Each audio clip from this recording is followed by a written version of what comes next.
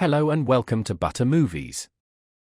The reveal that Dexter, Original Sin's killer identity is a prominent Miami Metro Homicide employee revives a franchise-long complaint about the department and makes it even worse than before. Despite Dexter, Original Sin's timeline kicking off 15 years before the main series, the Miami Metro that's introduced in the prequel is almost identical to the station in Dexter, all the way from the culture and personnel dynamics to the design and, frankly, obliviousness. As it turns out, Miami Metro was hiring people with dark passengers long before Dexter Morgan. Throughout Original Sin Season 1, Miami Metro has been working to solve the case of who kidnapped and murdered Jimmy Powell, the son of a prominent Miami judge. After Powell's death, Captain Aaron Spencer's young son, N.H.I, was also captured, with his severed finger then being sent to the station. Dexter, Original Sin Season 1, Episode 7 finally revealed who the masked man was, and it happens to be none other than Captain Aaron Spencer himself. This twist was widely theorized by fans, and its confirmation certainly makes Miami Metro's reputation worse than it already was in the main series. The reveal that Dexter, Original Sin's killer identity is a prominent Miami Metro Homicide employee revives a franchise-long complaint about the department and makes it even worse than before. Despite Dexter, Original Sin's timeline kicking off 15 years before the main series, the Miami Metro that's introduced in the prequel is almost identical to the station in Dexter, all the way from the culture and personnel dynamics to the design and, frankly, obliviousness. As it turns out, Miami Metro was hiring people with dark passengers long before Dexter Morgan. Throughout Original Sin Season 1, Miami Metro has been working to solve the case of who kidnapped and murdered Jimmy Powell, the son of a prominent Miami judge. After Powell's death, Captain Aaron Spencer's young son, N.H.I, was also captured, with his severed finger then being sent to the station. Dexter, Original Sin Season 1, Episode 7 finally revealed who the masked man was, and it happens to be none other than Captain Aaron Spencer himself. This twist was widely theorized by fans, and its confirmation certainly makes Miami Metro's reputation worse than it already was in the main. It was one thing for Dexter to never be caught, as Harry gave him strict guidelines to avoid that, but also having their captain secretly be the killer they're actively looking for indicates that Miami Metro is genuinely not good at their jobs. Even still, there were numerous occasions in which Dexter was sloppy and should have been caught by more effective co-workers. It was hard to believe that Sergeant James Stokes was the only one onto him in Dexter's early seasons, but it makes much more sense after seeing Captain Spencer operate right under their noses in Original Sin. It was one thing for Dexter to never be caught, as Harry gave him strict guidelines to avoid that, but also having their captain secretly be the killer they're actively looking for indicates that Miami Metro is genuinely not good at their jobs. Even still, there were numerous occasions in which Dexter was sloppy and should have been caught by more effective co-workers. It was hard to believe that Sergeant James Stokes was the only one onto him in Dexter's early seasons, but it makes much more sense after seeing Captain Spencer operate right under their noses in Original Sin. Levi Reed tried to convince Dexter Morgan that they were the same in Dexter, Original Sin, but there's another serial killer who is much more similar to Dexter. There have been plenty of serial killers in Dexter history who drew parallels between themselves and Dexter, and Original Sin just added another to the list. At the end of Original Sin Episode 6, Levi Reed tried to convince Dexter that they were the same, and he actually had a point. What Reed didn't realize, however, is that Dexter is much more similar to a different character in Original Sin. While he was on Dexter's kill table, Levi Reed said that they both loved the act of killing, but Dexter asserted that they were different because he only targeted people who deserved to die, not innocent people and children.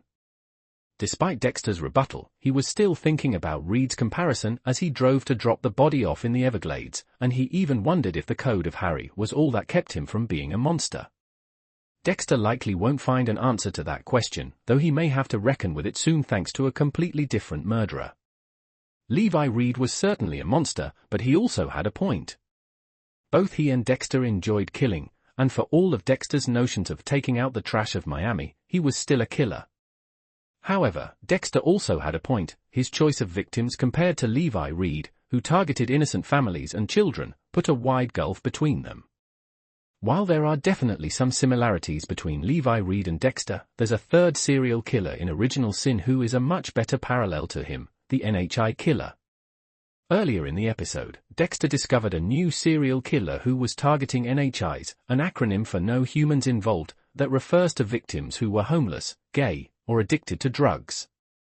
Maria Lagerta, Christina Milian, hypothesized that the N.H.I killer was targeting N.H.Is because no one would notice if they had gone missing, which would let them continue killing without being caught. That's essentially the same premise Dexter operates on. He kills criminals because he knows the police won't spend much time looking into their disappearance. If Dexter is similar to anyone in Original Sin, he's like the N.H.I killer, not another day, another dollar, another kidnapping. In the opening moments of Friday's Dexter, Original Sin, the serial kidnapper hits closer to home when Captain Spencer's son Nicky gets taken from the family's garage in a horrifying home invasion. But Harry is nowhere near able to work that investigation thanks to majorly flubbing the Levi Reed case. So he, Dexter and Lagerta head to a new crime scene where the deceased's head is covered with 2 plastic bags. Dexter hypothesizes that the death could possibly connected to some of the area's other kills, like the sex worker in Coconut Grove.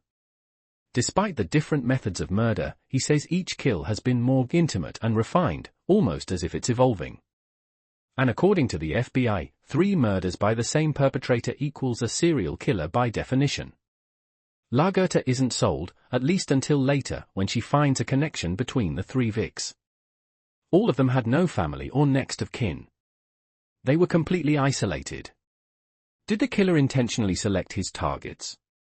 Meanwhile, Dexter continues to eye Levi Reed, who would make kill number 3 for him, the magic number. There's no question the guy meets the code, but before we can follow Dexter's next kill, Spencer's wife comes into the station with a black eye. Spencer tries to interrogate his ex about the abduction, but she's traumatized and can't offer up any useful information. In the 70s, Harry and Laura both feel uncomfortable about their trysts, though the connection between them does feel real. It's been over a year since she's been working as his CI, but Harry says he needs her to make just one meeting with Estrada before he can cut her loose. When she goes in for her next meeting, a man who skimmed off the top of the organization is tied to a chair and his finger is cut off in front of her. "Looks like you just got yourself a promotion," she's told. Laura is obviously terrified after the encounter, and she wants out. As Harry explains that it's the only way he's been able to keep her out of jail, Bobby interrupts. Doris is going into labor. When Harry arrives at the hospital, the baby is already born, and in a surprise twist, Doris tells Harry he's got to end it. Dexter's conveniences also roll over into the episode's big Aaron Spencer reveal. Tanya applauds Dexter for noticing the obvious spot of blood on the outside of the box containing Nicky Spencer's severed finger. Dexter notices a hesitation cut that he interprets as an indication of familiarity between the kidnapper and Nicky, which is a clever reach. The breadcrumb-following plot in episode 7 moves along very swiftly. However, it does well to balance the various subplots, including Laura's first encounter with her eventual killer and Deb throwing away her future at Florida State. Aaron Spencer showed early signs that he could turn out to be the main villain in Original Sin Season 1. For starters, he was the only character connected to Judge Powell and had demonstrated his short fuse when it came to his relationship with his ex-wife, Becca. Every new character in Original Sin is also expected to make an exit at some point, which made him a natural suspect before the premiere even aired. The reveal that Spencer killed Jimmy Powell and then kidnapped and dismembered his teenage son is not as shocking as the series presents it to be. Spencer's line of questioning throughout episode 7 is a bit too direct, asking, "That's it?" There's nothing else. After Tanya completes her blood analysis, it's quite clear at that point he's checking to see if he's been exposed. His multiple bulletin board meetings about Jimmy and Nicky also felt performative and a bit too on the nose, which prematurely spelled things out to us. Now that it's certain Aaron is the main kidnapper and murderer, his motive remains the biggest mystery about his character, along with what Dexter plans to do about him. News of a At the end of Dexter, Original Sin Episode 6, Tony Ferrer's arm and signature ring are discovered by Florida police officers in the Everglades. While Dexter had deposited the body of Nurse Mary there before, who was eaten up by alligators, it appears that Ferrer's body was not completely consumed by the natural wildlife. Ferrer's arm had already surfaced at the end of a previous episode, which was a foreshadowing of the events to come at the end of Original Sin Episode 6. Dexter will have to find a way out of his conversation with the police officer, who asks him what business he had being at the scene of the crime. Tony Ferrer, Dexter's second kill, was the first one that required him to do some real scouting work. After learning about the tragic story of Carla and Renee Carbullo, Dexter had all the justification he needed to take Tony off the streets. Tony may not have been a classic serial killer, but he was a financial predator that fed off disadvantaged people within his own community. Dexter killing Tony Furr likely saved a lot of people from making the same mistake as Renee and Raul did, which ended up costing them their lives. Dexter killed Tony in the center of a sports arena after pretending to need money from him under a false alias. Dexter will likely find a clever way out of his predicament with the police officer at the end of Original Sin Episode 6. He will probably lie and say something like he got lost, or he may have to pull his Miami Metro credentials if the cop doesn't buy his lost story. Dexter has shown up at his own crime scenes early in the original series, so this could be the prequel series' first example of that. It's highly unlikely that Dexter will become the contract killer named Mad Dog's been flattened by a car, so what's a serial killer in training to do? Some cleanup, and fast. In Friday's Dexter, Original Sin, both Dex and Harry make huge mistakes that nearly cost them. But were any lessons learned? Let's break it all down. Dexter calculates that he has about 15 minutes to clean things up before Miami Metro arrives on the scene. He uses a blacklight to check for blood and rolls up his plastic sheets, but the police are faster than usual to respond. Fortunately, Dex makes his escape without being seen or heard, or so he thinks. Dexter, Original Sin Episode 5, F is for F***** K up reveals a massive and unexpected twist about Harry and Dexter Morgan. After a strong Dexter, Original Sin premiere and a vintage double episode release with episodes 2 and 3, the Dexter, Original Episodes 4 and 5 continue to make impressive and entertaining strides for the series. Dexter, Original Sin Episode 5 narrows its focus on Harry's backstory through multiple timelines. One of the most stunning twists in Dexter, Original Sin thus far is Dexter putting Harry on his killing table at the end of Season 1, Episode 5. Dexter removed nearly all of Harry's clothes after sedating him and taping him to his killing table, making sure to dress up his own house with plastic wrap and all. While it makes for a very unexpected scene, Dexter was only trying to prove a point to Harry about his improved killing methods. He never intended to kill Harry, obviously. Dexter also makes the point to put Harry on his killing table to show Harry that if he had gone through with killing Levi Reed after his botched murder trial, he would have fit Dexter's code. Harry was spiraling out of control after getting too drunk at a bar and nearly killed Levi Reed outside his house with a silence pistol. Not only would that have ruined his professional career, but it would have made him a murderer. Dexter putting Harry on his own killing table is an indication that Harry is essentially just as guilty as Dexter for the kills. While they are not by his hand, but rather Dexter's, he sanctioned some and turned Dexter into who he is by the code of Harry. This raises the question, does he actually belong on the table, or does he get a pass like Dexter for cleaning up the streets of Miami? It's evident that Harry's hands and conscience are not entirely clean by the end of Dexter, Original Sin Episode 5. In the Dexter original series, several characters such as Deb, Batista, and Quinn get high or drunk at various times, but never Dexter. He'll drink occasionally, but he's always in control of himself, a point that he reiterates to Deb in Dexter, Original Sin. This just goes to show how much more difficult it became for him to control his dark passenger as he got older and kept killing, since he couldn't risk losing that control with drugs or alcohol. Dexter's eating habits in the original series were even more prevalent during his early killing days in Original Sin, which is how he ended up getting very high on Deb's weed brownies in the first place. This allowed him to be more open and unserious with Deb in a way that she had never seen before, which led to the two of them hanging out for the first time like true siblings, even though they technically weren't. At the start of Original Sin, Deb is humiliated for bringing Dexter to a party. 5 episodes later, the close connection between Deb and Dexter, which is the core of the original series, starts to form. While Dexter getting high on weed brownies was not on many people's Original Sin bingo cards, it provides some context as to why Dexter never indulged in drugs or alcohol as an adult, living in Miami of all places. Even several of his police officer co-workers, especially Deb, find ways to take the edge off, but Dexter never risks it, knowing the consequences would be too great. That moment in Dexter, Original Sin Episode 5 between Deb and Dexter is really the first time they act like their characters from the original series. While Dexter's alarming incident with Mad Dog nearly got him a life sentence in Dexter, Original Sin Episode 4, the series quickly wraps up Mad Dog's role and refocuses on Dexter's familial relationships with his sister Deb and deceased adoptive mom, Doris.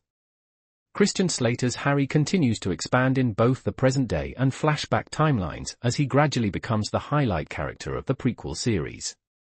At the series midpoint, it's safe to say that Gibson's Dexter is fully convincing and has the potential to extend Original Sin into a multi-season effort. Given Deb's turbulent relationship history in the original series, her new romantic interest Gio is surely a person of interest to keep an eye on for the remainder of Original Sin Season 1. The main villain arc surrounding who killed Judge Powell's young son is interestingly unaddressed in Episode 5. Even Dexter takes a break from the main storyline to get goofy with Deb after eating a few too many special the brownies. What's most intriguing is the fierce subliminal tension that starts to surface between Harry and Dexter, hinting at a potential upcoming rift in their father-son dynamic. Dexter, Original Sin makes full use of Harry Morgan, so much so that he is very nearly the co-protagonist with Dexter. Considering that Harry will likely not make it past the Season 1 finale based on the original series lore, it makes sense for him to get as much screen time as possible leading up to his eventual death by suicide. While this comes at the expense of putting other supporting characters on the back burner, particularly those at Miami Metro PD, the core trio of Harry, Dexter, and Deb is strong enough to carry the majority of Episode 5. The fact that Harry's extensive backstory with Laura Moser is interwoven with his present-day timeline involving a botched child murderer is no coincidence. While Harry has always been considered Dexter's biggest supporter as a serial killer vigilante, Original Sin introduces a more nuanced perspective of Harry and Dexter's strange dynamic for the first time in franchise history. The N.H.I. killer serves as a stark reality check for Dexter 2. Seeing a new killer take essentially the same approach to killing that Dexter does, but switching the victims to the most oppressed and downtrodden people in society paints Dexter in a new light. Even though he's killing other murderers, Dexter is killing people who he believes deserve to die, and so is the N.H.I. killer. Dexter walks an extremely thin line between vigilante and monster, and the N.H.I. killer shows that he would have easily fallen on the other side of that line if it hadn't been for Harry Morgan. The N.H.I. killer doesn't just serve as a great storytelling device for Dexter, they also shine a light on Harry. If Dexter really is that similar to the N.H.I. killer, and he's just targeting criminals so he won't be caught, then Harry was absolutely right to give Dexter the code. Harry correctly assumed that Dexter was going to become a serial killer, and he knew that he would probably target the same types of people the N.H.I. killer was targeting. If Harry hadn't granted Dexter a moral compass and made him kill criminals, Dexter would slay any innocent person he wanted to. Following a brief hiatus, Dexter, Original Sin Episode 7, The Big Bad Body Problem, returns to drop a major villain twist that may divide audiences. After the confirmation that the ice truck killer Brian Moser was keeping tabs on Dexter in Dexter, Original Sin Episode 6, Episode 7 reveals an even bigger plot twist. Captain Aaron Spencer, played by an otherwise charming Patrick Dempsey, is the series' main villain and Jimmy Powell's murderer. Dexter makes quick work of the Episode 6 cliffhanger, pulling out his handy-dandy Miami Metro credentials to justify his presence at the active crime scene of Tony Furr. While Dexter's tactics in Episode 7 are a bit amateurish, such as dumping Levi Reed's body into a public dumpster in broad daylight, the series still remains compelling and mostly imaginative. Episode 7 also features a hefty chunk of Harry and Laura's backstory and the introduction of another key Dexter killer, the notorious Hector Estrada. Deb continues to bump heads with a high school rival and volleyball teammate but goes too far and gets kicked off the team. She also sticks up for her brother for the first time but loses her closest friend Sophia in the process. While luck has historically been on Dexter's side, it arrives a bit too easily in Episode 7. He sits back and does nothing as his new girlfriend Sophia switches moods from mad to sympathetic to enraged in a matter of minutes. He convinces Angel not to look into Tony Furr's murder just through a simple manipulative redirection to find Jimmy Powell's killer instead. Later, Dexter even probes a room full of cops about how they would hide a body a day after covertly feeding Furr's arm to an alligator. All this reads as quite suspicious and allows Dexter to play with fire a bit too recklessly, especially considering the recent close call with Mad Dog in Episode 4. While it's fun watching Dexter stumble through his origin story, Episode 7 feels like he's let off the hook too